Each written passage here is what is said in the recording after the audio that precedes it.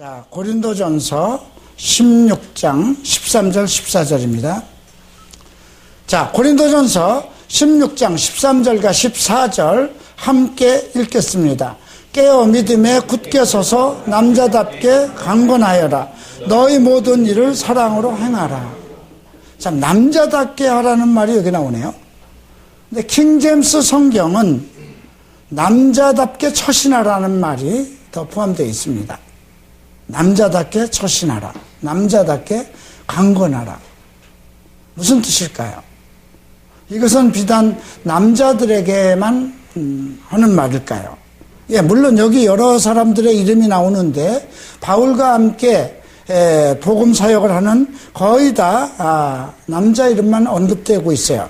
딱 한 사람 여자 이름이 들어갔네요. 19절에 보면 아굴라와 브리스가, 아굴라의 아내 브리스가의 이름만 나왔어요.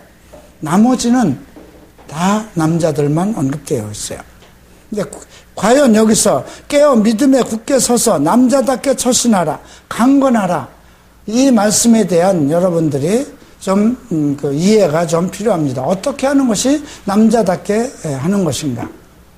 오늘 이 16장에는 특별한 부분이 언급되고 있습니다. 헌금에 대한 것이에요. 연보라는 분이에요. 여기 지금 1절에 연보에 대하여는 내가 갈라디아 교회들에게 명한 것 같이 너희도 그렇게 하라. 그런데 우리가 갈라디아서를 보면 특별하게 그렇게 헌금에 대한 말이 나오는 건 아니에요. 그런데 이런 말을 한 일이 있어요. 너희가 나를 사랑하였다면 너희 눈이라도 빼서 나에게 주지 않았겠느냐, 이런 얘기를 하고 있어요. 여러분, 이런 부분에 대해서 오늘 왜 특별하게 헌금에 대해서, 연보에 대해서 언급을 하는가? 아마 여러분들 젊은이들은 아마 헌금에 대한 생각이 별로 없을 거예요. 어떤 그렇게 정말 집사님들 오랜 믿음의 연륜을 가지고 있는 분들은 헌금에 대한 생각은 아주 그건 성도로서 마땅히 드려야 되는 걸로 그렇게 알고 있지만, 요즘 젊은이들은 그런 부분에 대해서 뭐 헌금 11조는 구약에 있는 말씀인데 꼭 드려야 되는가? 이런 생각을 가질는지 모르겠습니다. 그러나 이제 우리가 다음 주부터 고린도 후서를 배우는데요. 고린도 후서에서는 연보가, 하나님에게 드려지는 헌금이 가장 귀한 은사, 제일 좋은 은사로, 우리가 고린도전서 13장에서 최고의 은사를 사랑이라고 했잖아요. 그죠? 믿음, 소망, 사랑은 항상 있을 것인데 사랑이 제일이라. 내가 너에게 가장 좋은 길을 보여주리라. 삶의, 믿음의 가장 좋은 삶의 길, 삶의 방법, 그것은 사랑이라는 것입니다. 믿음, 소망, 사랑, 이것은 항상 있어야 된다는 것입니다. 그런데도 고린도 후서에서는 헌금에 대한 여러 부분을 언급을 해요. 그러면서 그 헌금을 가장 좋은, 하나님 앞에 아름다운 은사로 표현하고 있습니다. 오늘 바울이 이 16장에서 특별하게 우리에게 연보라는 이야기를 하고 있는데, 이 연보는 여러분들이 드리는, 교회를 위해서 드리는 11조 헌금이라든가 감사 헌금이 아닙니다. 이건 특별 헌금이에요. 어떤 특별 헌금이었을까요?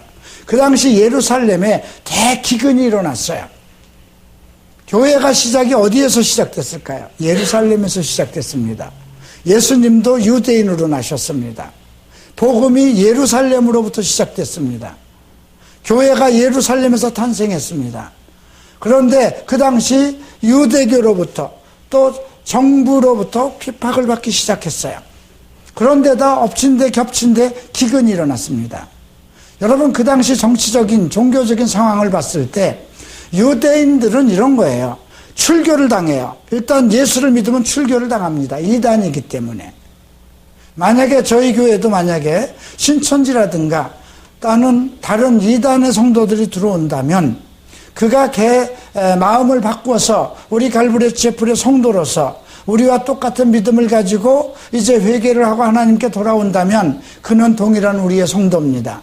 그러나 그가 자기 신앙을 가지고 신천지의 어떤 목적을 가지고 와서 저희를 회방한다면 저희는 그 형제를 출교시킬 수밖에 없는 겁니다. 근데 유대인에게 출교라는 것은 부모 간에도 출교를 당하는 거예요. 만약에 자식이 예수를 영접하면 그 부모와 결별을 합니다.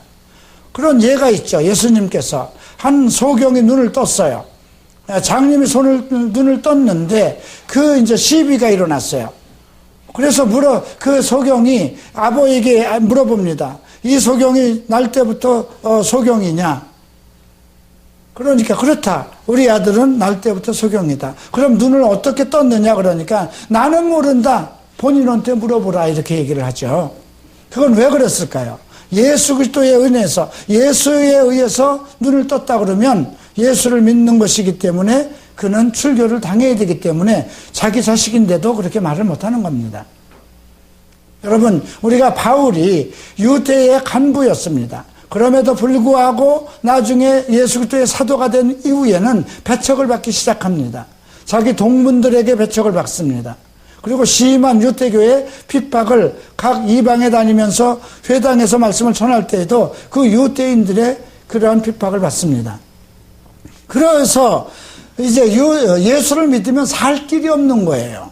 왜냐하면 가족 속에서 같이 어떤 생업을 했는데 가족 속에서 내어 쫓겼잖아요. 그러니까 뭐 유산을 받는 것도 없고 뭐 돈도 없고 알몸으로 내어 쫓기다 보니까 아무것도 할 것이 없는 거예요. 그 중심지가 그래서 그 많은 유대인들이 다시 모일 수 있도록 만든 곳이 어디냐면 안디옥 교회였어요. 누가 세운 건가요? 바나바가 세웠죠. 바나바는 바울과 함께 안디옥 교회를 개척했습니다. 그곳에서 크리스찬이라는 말이 처음으로 탄생된 곳입니다. 그런데 바나바는 국률의 사람, 권면의 사람이라는 뜻이에요. 그가 가지고 있는 재산을 다 팔아서 교회 앞에 내놓았습니다. 그래서 많은 사람들이 예루살렘의 핍박이 일자 안디옥 교회로 몰려들기 시작했던 것이죠. 거기에 이제 바나바는 자기가 가지고 있던 재산을 다 털어서 그 성도들을 먹이기 시작했고, 자기는 그 성도들을 충분히 가르칠 만한 성경적인 지식이 없기 때문에 바울을 데려다가 사도로 삼아서 같이 안디옥 교회를 일으켜 나갔던 것입니다. 그런데 이제 바울이 전 이방 지역, 고린도, 에베소, 갈라디아, 골로새, 빌립보 이렇게 다니면서 전도를 하고 교회를 개척하는데 예루살렘에서 큰 기근이 일어났어요. 그러면 예루살렘에 기근이 일어나면 가장 고통을 더 받는 사람들은 누굴까요? 예루살렘 교회입니다. 그 교회에 정부의 핍박과 유대인의 핍박을 받는 것 외에 또 기근이 오기 때문에 먹고 살 것이 없죠. 그래서 이제 연보를 얘기하는 것입니다. 특별헌금을 좀 모았으면 좋겠다. 우리가 전에 우리 교회가 전에도 아마 많은 것은 아니지만 일본에서 대지진이 일어났을 때 저희들도 좀 모아서 보내왔습니다. 그런 것이 특별헌금입니다. 만약에 어떤 재난이 있으면 그것을 위해서 함께 돈을 모아서 보내는 것이 특별헌금입니다. 그래서 성도를 위하는 연보에 대해서 내가 갈라디아 교회에 명한 것처럼 이미 바울은 갈라디아를 오면서 지금 예루살렘에 큰 기근이 일어났으니 우리가 좀 그들을 위해서 도와야 되지 않느냐. 복음이 예수로부터 시작했지만 예루살렘에서 예수님의 복음이 시작됐고 교회가 거기서 탄생됐고 그들의 은혜로 말미암아 그들에게 주신 복음으로 말미암아 우리 이방이 구원을 받았으니 우리가 영적으로 도움을 받았으면 우리가 또 물질적으로 그들에게 보답을 해야 되지 않느냐. 이런 논리로서 했던 것입니다. 그러나 이런 논리는 좀 이방의 사도로서 비난을 받을 수 있었던 거예요. 왜? 사도 바울은 나는 항상 이방을 위해서 택함을 받은 종이라고 얘기를 했잖아요.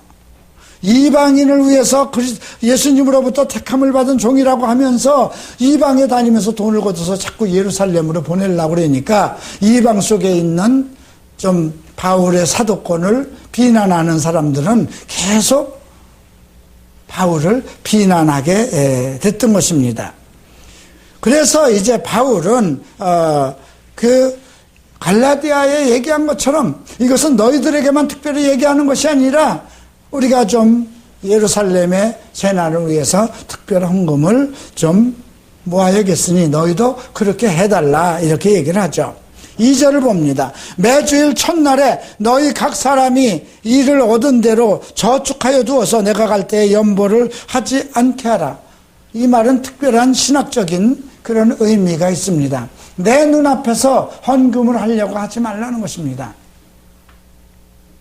그러니까 헌금할 것을 미리 좀 모아뒀다가 그래서 매주 첫날에 그죠? 매주 첫날에 우리가 얘기하면 5월 첫 주, 6월 첫 주 그거는 둘째 주가 돼도 관계없겠지만은 근데 왜 이런 말을까지 했을까요? 성도들이 바울이 이제 오면 바울 앞에 어떤 헌금을 드리고 뭔가 내가 이만큼 헌금을 했습니다 할 정도 그런 걸 좀 보이고 싶었던 거예요.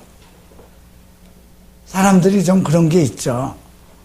예, 그냥 헌금 바구니에다 넣으면 하나님 이거 받아주세요 이렇게 하면 되는데 꼭 그냥 뭔가 목사들이나 앞에서 이렇게 저도 과거에 그런 생각을 했어요. 목사들이 오면 목사들한테 특별히 또 당회장실에 가서 몇백을 이렇게 내놓는 그럴 필요가 그 헌금은 누구를 위해서 드리는 겁니까? 하나님 앞에 드리는 것이거든요. 그러니까 왼손이 한 일을 오른손이 못하게 하듯이 이번에 우리가 사실 특별 헌금, 감사 헌금이 많이 들어왔죠. 그렇기 때문에 하나님께서도 우리가 이쪽으로 이사올 돈도 만들어 주셨고 장소도 만들어 주셨지만 여러분들이 전부 다 하나님께 감사하는 마음으로 헌금을 드렸습니다. 우리 교회 성도들 뿐이 아니라 다른 교회 성도들도 마음을 다해서 보내왔습니다. 정말 유학을 하면서 자기가 알바를 해서 살아가는 우리 이상원 형제는 정말 그 귀한 통장을 털어서 저희한테 다 헌금을 했습니다. 제가 이번에 사실 5월 말일 날 미국을 가려고 했습니다. 5월 말일 날 우리가 그 홀리 페스티벌이라는 그 축제를 지금 계획하고 있기 때문에 가는 것에 대해서도 상당히 생각을 했어야 되게 망설였지만 사실 재정이 사실 없었던 거예요. 이미 중국을 갔다 오느라고 히라노 목사님 여비를 제가 다 드려서 했기 때문에 그게 제가 통장에 돈이 있어서 했겠습니까? 예. 카드로 해서 200여만 원에 되는 경비를 다 했습니다. 앞으로 저는 그것을 한 달에 15만 원씩 몇 달에 걸쳐서 그거를 갚아 나가야 돼요. 그런데 또 만약에 미국을 가면 최소한 더 300만 원 이상입니다. 그리고 그걸 몇 달 전에 한다면 한 200만 원 정도로 살 수 있는데 코앞에서 하게 되니까 350만 원 돈인데 사실 그럴 만한 경제적인 여유가 없었어요. 그래서 제가 이번에 행사 때문에 못 갑니다. 그 미국에서 기다리는 사람들이 전부 다 카톡에서 저하고 교신을 합니다. 그래서 이번엔 도저히 안 되겠습니다. 그런데 한 성도가 저도 얼굴을 알지 못하는 분이 저를 알고 있는 여러분들이 이제 매일 통독을 하는 그 원바디라는 그 매일 통독 성경을 만드는 호산나 박형석 대표가 있습니다. 그분은 10여 년 전에 호산나를 크리스찬 웨딩을 시작하면서 저한테 자문을 얻으러 여러 번 만났기 때문에 제가 잘 압니다. 저희 교회에도 마중물 모임에 서너 번 왔었습니다. 그분이 이제 5월 달에 미국을 갔는데 지금 미국에서 나를 만나려고 하는 사람이 그 박형석 대표와 어떤 함께 일을 하고 있었어요. 그래서 이현아 목사님이 이번에 와야 되는데 이번 행사 때문에 또 5월 홀리 페스티벌이라는 행사 때문에 상당히 괴로워하고 있고 여비 때문에 못 오는 것 같다. 이런 얘기를 하는데 저도 이현아 목사를 압니다. 그 교회도 가봤습니다. 이렇게 얘기를 했는데 박형석 대표를 통해서 그러면 우리가 여비를 부담하겠습니다. 제 이름을 밝히지 말고 이 돈을 전해 주십시오. 박형석 대표로부터 이메일이 왔어요. 그래서 그분이 누굽니까? 그랬더니 익명으로 자기 이름을 밝히지 않으려고 했기 때문에, 그래서 목사님 그 여비 드려서 합당한 때에 오시면 됩니다. 그리고 홀리라이프 축제를 위해서도 조금 보내드리겠습니다. 전혀 알지도 못하는 분인데요. 그 사람은 돈이 사실 남을까요? 돈이 많으면 여러분 헌금을 많이 할 것이라는 생각은 아예 하지 마십시오. 우리가 예수님도 이런 말씀을 하셨어요. 한 과부가 두렙돈을 내는 것을 보고 저는 천생활비를 다 냈다. 어디에다 초점을 둔 것입니까? 그 마음에다 하나님을 사랑해서 내 것을 아낌없이 드리는 그 마음을 보았던 것이에요. 이 헌금에 대해서는 여러분 그래서 지금 바울은 특별하게 이러한 헌금 이야기를 통해서 우리에게 어떠한 특별한 메시지를 전하는 것입니다. 그래서 특별히 목사 앞에나 어떤 사람 앞에 헌금을 드리는 그런 의식을 갖지 말라는 것을 2절에서 언급하고 있고요. 3절엔 또 이런 말씀이 있습니다. 내가 이럴 때에 너희의 인정한 사람에게 편지를 주어 너희의 은혜를 예루살렘으로 가지고 가게 하리니 너희의 인정한 건 무엇인가요? 이거는 헌금 관리에 대해서 얘기한 것입니다. 헌금 관리는 모든 사람이 인정한 사람이 해야 된다는 거죠. 뭔가 문제가 있는 사람이 헌금 관리를 해서는 안 된다는 것입니다. 제가 동경순복음교회를 다닐 때 재정집사라는 분이 그 목사와 결탁을 해서 5천만 원이라는 돈을 임의로 교회 돈을 유출해서 쓴 것이 드러났어요. 말도 안 되는 거잖아요. 그죠? 그걸로 인해서 그것이 저를 통해서 알게 돼가지고 참 교회에서 큰 문제가 돼서 사실 제가 순복음교회에서 나와서 갈보리 채플로 옮기게 된 그런 원인도 있습니다만 지금 바울은 특별히 너희의 인정한 사람에게 편지를 주어서 이런 말을 했습니다. 그리고 너희의 은혜를 예루살렘으로 가지고 가게 하려니 여기 은혜라는 단어가 카리스죠. 은사입니다. 그러니까 지금 그들이 낸 특별한 헌금은 하나님으로부터 온 은사라는 것입니다. 그래서 여러분들이 정말 어떠한 사고를 누가 당했든가 어떤 걸 도울 때 이것은 내가 좀 도와야 돼 하는 마음을 주는 것은 하나님이라는 겁니다. 사람을 향해서 내가 이건 목사에게 잘 보이게 위해서 돈을 좀 내야지 이렇게 하는 건 그거는 은사가 아닌 거예요. 그래서 너희의 은혜라는 말을 쓴 것은 너희에게 이러한 어떠한 특별한 헌금을 해야 된 그런 이야기를 들었을 때 마음에서 우러나서 하나님 앞에 헌금을 드리려고 작정한 것은 하나님이 주신 은사라는 것입니다. 저희는 2층에 계약해놨습니다. 그것은 앞으로 홀리라이프라는 저희가 운영할 단체에서 카페로 진행될 것입니다. 아직 언제 저희가 수리될지 저는 그냥 계약만 해놨습니다. 저것을 계약하도록 잔금을 치른 분은 여러분들은 얼굴도 모르는 부산에 있는 어느 교수입니다. 그분은 지금 어떤 사업에 다른 사람에게 빚보증을 서서 엄청난 빚을 가지고 있습니다. 그런데 2층에 대한 저것을 하나님의 뜻에 의해서 저것을 내게 주신 것이라면 저걸 해야 될 텐데 어떻게 해야 할지 모르겠습니다 하고 망설이고 있을 때 그분은 거침없이 그것 때문에 3일간을 기도했다는 것이죠. 그리고 1,000만 원을 보내왔습니다. 또 어느 집사님이 그 2층을 운영하기 위해서 목사님 운영비로 써주세요 하고 또 500만 원을 보내왔습니다. 그것으로 우리는 계약을 하고 잔금을 치르고 그 다음에 이제 월세를 내고 있습니다. 어떻게 수리를 해야 될지 저는 애당초부터 제가 이제 더 이상 수리를 위해서 성도들에게 헌금을 해 주십시오 얘기하지 않겠습니다. 하나님께서 그것을 하나님의 계획과 목적으로 쓰시고자 하는 것이라면 하나님께서 감동을 시켜주셔서 그 모든 것을 할 수 있도록 해 주십시오. 그렇게 기도를 했습니다. 그것이 얼마나 갈지 저도 알지 못합니다.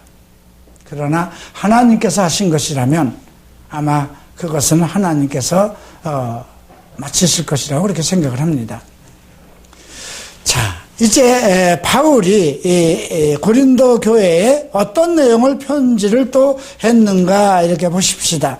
자, 우리가 그 7절에서 이런 말씀을 해요. 6절 7절에서 내가 마게도니아를 지날 때 마게도니아를 지난 후에 너희에게 가겠다고 그럽니다. 이제 자기의 스케줄을 언급하는 것입니다. 그리고 너희와 함께 머물며 과동한다. 겨울을 지내겠다고 그럽니다. 내가 이제는 그러니까 항상 고린도 교회를 갈 때는 오래 머무르지 않고 잠깐 둘렀던 거예요. 그러니까 성도들은 상당히 갈급하고 있죠. 좀 에베소서에서는 3년이나 있었고, 그런데 왜 고린도 교회는 자꾸 왔다 갔다만 하는가? 이 성도들이 이 편지로 지금 물어본 거예요. 그렇죠? 그래서 편지로 그들이 분열된 이야기, 가족의 부부에 관한 문제, 또 이단에 관한 문제, 부활에 관한 문제를 전부 다 편지로 물어본 거거든요. 그러니까 바울이 좀 미안했던 거예요. 너희들 좀 예루살렘의 기근에 의해서 좀 특별한 금을 좀 해줬으면 좋겠다 이렇게 얘기를 해놓고 나니까 좀 염치가 없는 거예요. 가서 좀 그들과 많이 함께 있으면서 좀 위로도 해주고 말씀도 가르쳐 써야 되는데 그들에게는 편지를 통해서 이렇게 가르치면서 잠깐 오며 가며 둘렀거든요. 그러니까 이번에는 겨울을 내가 너희들과 함께 지내겠다 이런 얘기를 그렇게 하고 있네요. 그리고 너희가 나의 갈 곳으로 보내주게 하기 위함이다. 이건 무엇인가요? 이제 거기 가서 한 겨울을 지난 후에 그 다음에 내가 갈 스케줄이 또 있는데 너희가 나를 보내달라는 건 무슨 뜻일까요? 여행을 하는 데는 뭐가 들어갈까요? 정비가 들어가죠. 그 당시 비행기가 없으니까 배를 타고 다니고 뭐 산악을 넘어야 되고 그러면 짐을 싣기 위해서는 낙타도 필요할 거고요. 또 사람들도 같이 가야 되니까 가면서 오면서 밥도 먹어야 될 거고요. 여행비가 많이 들어가거든요. 그러니까 내가 마게도니아를 지난 후에 너희한테 가서는 한 겨울을 날 것인데 그리고 너희들과 거기서 한참 지내다가 내가 다른 곳으로 내가 갈 곳을 가야 되는데 너희가 좀 나를 보내주기를 바란다. 이렇게 얘기를 했습니다. 참 아주 자기에 대해서 좀 도와달라는 말을 참 이쁘게 썼네요. 자, 7절을 보니까 이제는 지나는 길에 너희를 보기를 원치 아니하노니 참 미안했던 거거든요. 그죠? 예. 주께서 만약 허락하시면 얼마 동안 너희와 함께 유하기를 바람이라. 그러니까 그동안 그들 속에서 함께 유하지를 못하고 지나는 길에 움직였던 것은 자기의 사역이 주님께서 그렇게 옮기셨기 때문에 어쩔 수 없었다는 것을 언급하고 있습니다. 그리고 이제 8절에서 내가 오순절까지 에베소에 유하려 하면 내게 광대하고 공효를 이루는 문이 열리고 대적하는 자가 많습니다. 이제 내가 너희를 거쳐서 이제 오순절쯤 돼서 이제 에베소에 가서 거하려고 하는 것은 광대하고 공효를 이루는 이 공효라는 것은 막대한 능력이 나타나는 것을 얘기합니다. 엄청난 복음의 사역이 있고 이 바울이 움직이는 데마다 엄청난 능력이 나타난 거예요. 병든 자들을 치료하고 안증뱅이를 일으키고 하는 그런 복음의 기적들이 엄청나게 나타나는 것. 그것을 이루기 위한 엄청난 하나님의 복음의 기적들, 능력들이 나타나게 하는 그 문은 이미 열렸다는 것입니다. 전 세계를 향해서. 그런데 또 하나는 대적하는 자가 많다. 일이 열리고 커질수록 대적하는 자가 많다는 것이죠. 하나님께서는 자꾸 제게 많은 것을 지금 보여주시는 것 같아요. 그래서 많은 것을 계획합니다. 많은 것을 계획하고 움직이는데 문제는 그것을 반대하고 오히려 회방하는 사람도 많다는 것입니다. 저희가 무엇을 하려고 그러면 상당히 그런 일들 저런 것들을 자꾸 회방하는 그런 무리가 나와요. 나를 도우려고 하는 것보다는 별로 내가 하는 것을 원치 않는 사람들이 있어요. 대개 나를 모르는 사람이 그럴까요? 아니에요. 나를 도우려고 하는 사람들 속에서도 그런 일들이 시기 질투를 하는 거죠. 왜 이런 좋은 일을 왜 이혼아에게 혼자 하도록 빼앗길까? 그런 그룹들이 많이 생깁니다. 자, 이제 그래서 우리가 5절부터 9절까지는 바울이 자기 스케줄에 그 고린도 교회가 협력해주고 도와줄 것을 이제 언급을 했습니다.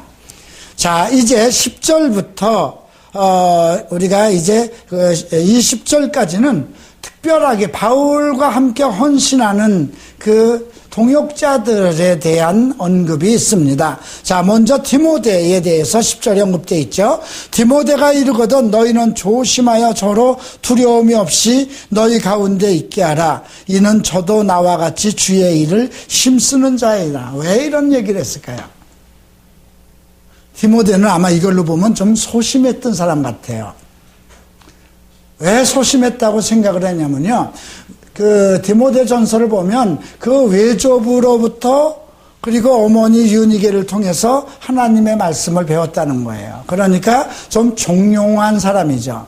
좀 어떻게 보면 젊은 시절에 어려서부터 막 뛰어나가면서 막 세상적으로 하지 않고 집구석에 앉아서 외할머니와 어머니 밑에서 성경을 배우는 그런 조금 소심하고 좀 쫌팽이 같은 그런 기절이었던 것 같아요. 그래서 지금 너희는 조심하여 저로 두려움이 없이 너희 가운데 있게 하라. 이런 얘기를 합니다. 여러분, 특별히 또 디모데서 2장 22절에 이런 말씀이 있습니다. 너는 정욕을 버리고 주를 깨끗한 마음으로 부르는 사람들과 함께 의와 사랑과 화평을 이루라. 자기 제자잖아요. 그리고 그는 정말 위기가 다 고장날 정도로 바울과 함께 옥에도 같이 들어가고 정말 그 모든 고난을 같이 했습니다. 그가 늘 금식하면서 위기가 다 고장나서 바울은 그에게 너 좀 비위에 거스리는 거든 포도주를 좀 쓰라 할 정도로 그렇게 하나님 앞에 헌신을 한 사람입니다. 그럼에도 불구하고 지금 너희 가운데 있게 하라. 이런 것은 고린도 교회의 특성이 무엇이었을까요? 그 지역은 창녀들이 전부 다 거리에 나와서 몸을 파는, 왜냐하면 제사장이라는 그 사람들이 그 아데네 신전의 그 여자 사제들이 전부 다 창녀들이었어요. 그래서 저녁마다 거리로 나옵니다. 만약에 담배를 끊은 사람이 가장 유혹을 받는 건 친구들과 어울렸을 때 담배 피는 겁니다. 술을 쪄들어서 고난을 받던 사람이 가장 문제되는 것은 술에 다시 휘말리는 것입니다. 마약도 마찬가지고요. 성적인 것도 마찬가지입니다. 근데 만약에 디모데가 어떠한 새 사람으로 완전히 변화가 돼서 하나님 앞에 사역자가 되기 이전에 어떤 육체적인 문제가 있었다면, 그런데 그것이 고린도 교회의 환경과 모든 곳에서 영향을 받을 수 있는 것이었다면 아마 디모데는 고린도 교회 같은 데 가는 것을 두려워할지도 몰라요. 그렇죠? 제가 한동안 일본에서 변화를 받고 나서는 가부키조라는 그 환락의 도시 가는 것을 상당히 두려웠습니다. 달라질 수 있거든요. 마음의 어떤 충동을 받을 수 있기 때문에. 그래서 그런지 내용은 잘 모르겠지만 지금 그 얘기를 하고 있습니다. 저는 주의 일에 나와 같이 힘쓰는 자이기 때문에 조심하여 저로 하여금 두려움이 없고 너희 가운데 거하게 하라고 합니다.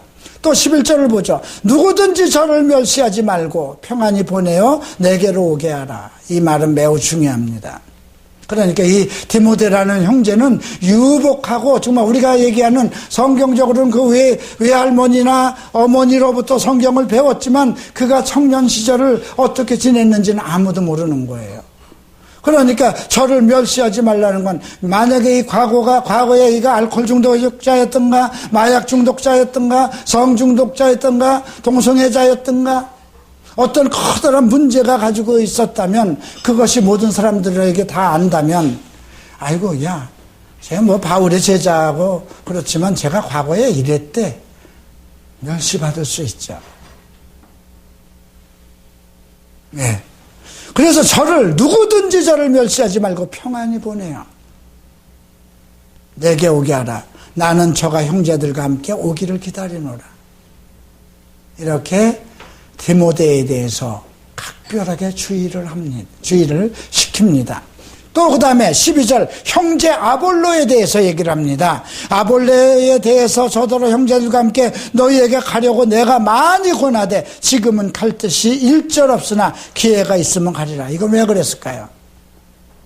우리가 베드로전서 좀 고린도전서 1장에 보면 아볼로파가 생겨버렸어요.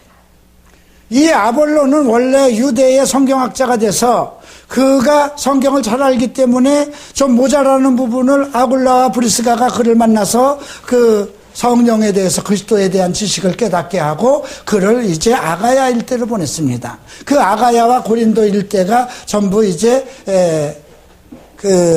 아볼로가 가서 교육을 했어요. 그랬더니 아볼로가 얼마나 성경적인 지식이 있든지 사도 바울이나 베드로와 능가할 만한 그런 교세와 그런 제자들이 생기기 시작한 거예요.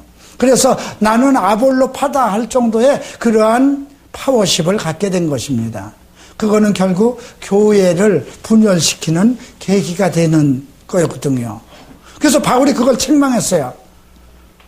나는 게바파다, 아볼로파다, 나는 예수파다. 너희들이 그렇게 얘기하면 너희들은 사람도 아니다. 내가 너희를 위해서 십자가를 졌느냐, 이런 말을 하죠. 그러니까 그 책임이 무거웠던 거예요.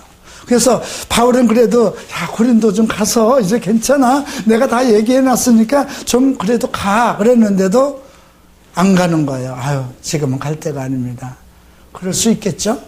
자기로 인해서 큰 문제가 일어났으니까 참 염치가 없는 거죠. 그러니까 아볼로가 내가 많이 좀 이제 가서 형제들과 좀 어떻게 좀 교제 좀 해봐 그랬는데도 아볼로는 죄책감에 사로잡혔는지 안 가는 거죠. 지금은 갈 뜻이 일절 없다고 그랬어요.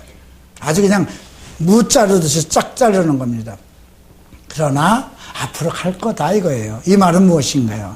너희들이 아볼로의 심정을 이해하라는 것입니다. 디모데의 입장을 이해해야 된다. 그들이 복음을 위해서 헌신한 그들의 입장을 충분히 이해해달라는 것이죠. 자, 그리고 나서 깨어 믿음에 굳게 서서 남자답게 처신하라. 이 말은 무엇입니까? 야, 너희들 왜 디모데나 그 아볼로에게 왜 그렇게 째째한 마음을 가지고 있는 거야? 좀 폭넓게 남자답게 강건하고, 그러니까 모든 자기들의 잘못 그런 것들을 아마 아볼로에게 책임 전가도 하고, 그죠? 아볼로 때문에 우리가 괜히 욕먹었어. 이렇게 얘기를 하고, 야, 디모데, 야, 제가 과거에 저런 사람인데, 우리가, 바울이 와야지. 디모데 이렇게 생각할 수도 있었다는 거죠. 그러니까 바울이 믿음에 굳게 서서 너희들이 믿음의 사람이라면 남자답게 처신하고 강건하라. 너희 모든 일을 사랑으로 행하라 그러죠. 너희가 행하는 것은 오직 그리스도 안에서의 그 순수한 사랑으로 행해야지 어떤 사람들을 편견과 어떠한 그런 것을 가지면 안 된다고 하는 것입니다. 자, 이제 부터 봅니다. 그리고 이제 칭찬받는 사람들을 설명을 합니다. 형제들아, 스데바나의 집은 곧 아가야의 첫 열매여 성도 섬기기로 작정한 줄을 너희가 아는지라 내가 너희를 권하노니 이 같은 자들과 또 함께 일하며 수고하는 모든 자에게 복종하라. 첫 열매라는 건 뭐예요? 이 집은 아가야에서 첫 열매라는 건 아가야의 많은 제자들 중에 첫 번째 사역자로 헌신을 했다는 것입니다. 그런데 그 집이 다 함께 성도를 섬기기로 작정했네요. 그래서 바울은 이 같은 자들과 함께 일하고 수고하는 모든 자에게 복종하라는 겁니다. 자, 만약에 우리 교회에서 이제 몇 사람이 하나가 이제 첫 열매가 생겼다고 해 보십시다. 그러면 그 애를 다 알잖아요. 청년 때부터 참, 쟤는 이랬고 했는데, 그 애가 이제 신학을 하든가 어떻게 이제 공부를 해서 목사로 세웁니다. 그러면 그 권위 있는 목사나 사도 바울한테 공부를 한 사람들이 그 밑에 그 아이가 자라온 과정을 모든 걸 아는데 무시할 수 있어요. 그렇죠? 그러니까 그들에게 복종하라고 그럽니다. 네. 나의 첫 열매이기 때문에 나와 같은 동역자라는 것입니다. 자, 그리고 18절에 이런 마음을 하죠. 저희가 나와 너희 마음을 시원케 하였으니 그러므로 너희는 이런 자를 알아주라. 무엇으로 시원케 했을까요? 주를 섬기는 일에 부족함이 없이 자기에 있는 모든 재산을 다 털어서 성도를 섬기고 바울을 스승을 섬기고 시원케 했다는 말은 무엇인가 생각해 봐야 돼요. 막힘없이 모든 것을 통하게 만든 것입니다. 그들이 그 성도들과 사이에서 모든 문제들을 서로 해결할 수 있는 그러한 능력을 가지고 있었던 것입니다. 돈이 필요하면 돈에 대한 문제, 어떤 그 말씀에 대한 부족하면 말씀, 어떤 환란이 있으면 환란을, 그래서 성도 간의 어떤 어려움과 소통을 원활하게 시켰던 것입니다. 그래서 나와 너희와 나의 마음을 시원케 했다는 것이죠. 제가 우리 이상원 형제를 보면 마음이 시원해집니다. 왜 그럴까요? 편하게 해주니까. 마음에 부담이 없게 해주니까. 자, 그리고 나서 이제 19절에 아시아의 교회들이 너희를 문안하고 아굴라와 브리스가와 및 그 집에 있는 교회가, 이미 아굴라와 브리스가는 그 집에 교회를 세웠네요. 주 안에서 너희에게 간절히 문안하고, 아시아에 있는 많은 교회들, 그 다음에 특별히 그 아시아 교회를 세우는데 특별한 역할을 한 아굴라와 브리스가 부부가, 그리고 그 집안에 있는 교회가 너희에게 간절히 문안하고 모든 형제도 너희에게 문안하니 너희는 거룩하게 입맞춤으로 서로 문안하라. 거룩함으로 입맞춤하라는 건 뭡니까? 영적인 교제를 나누라는 것입니다.